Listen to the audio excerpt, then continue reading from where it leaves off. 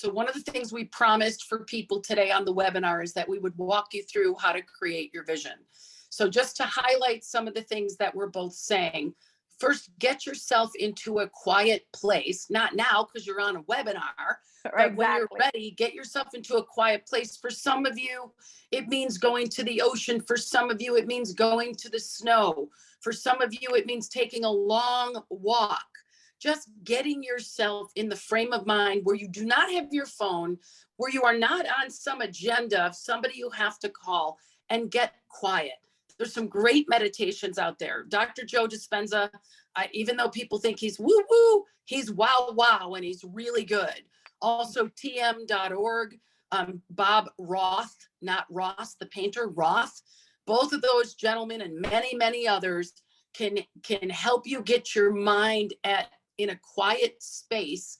And it takes time. Like when we, in our Ignite Power retreat, we take people through an 1.5-hour long meditation where they get their mind, their body, their spirit in the place where they can envision. It's a whole experiential process. Well, if you're at home and you want to do it, get yourself in physical movement, go to a place you like to be, and start to journal down the things that make you happy. When time stops, what are you doing? What's important to you in life? And if money wasn't an issue, if time wasn't an issue, if you had no excuses or no fears, what would you be doing with your life? Who would you be being? Where would you be living? What kind of things would you be doing? And the thing about the career is the career will show up. We're all successful people.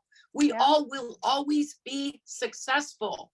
The goal is happy and successful, not success and no happiness.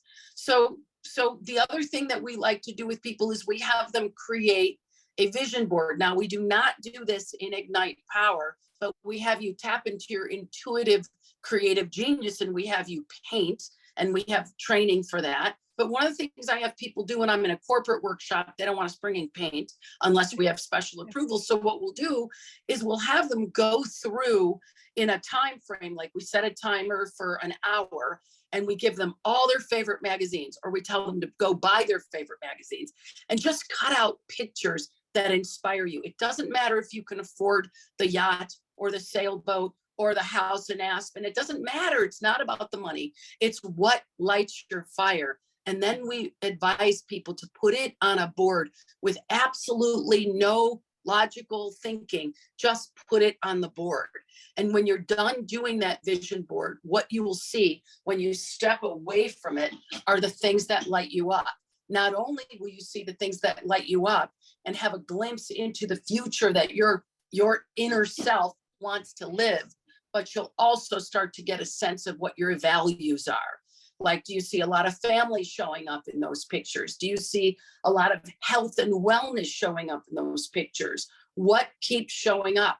The whole idea of painting, which is intuitive art, and vision boarding, or we call it collaging, is you tap into the right hemisphere, which is your creative brain, which is your metaphor part of your brain.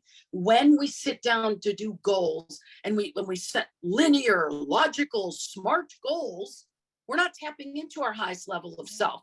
We're tapping into our identity. What we know, and we know we can accomplish it. Otherwise, why would we set goals?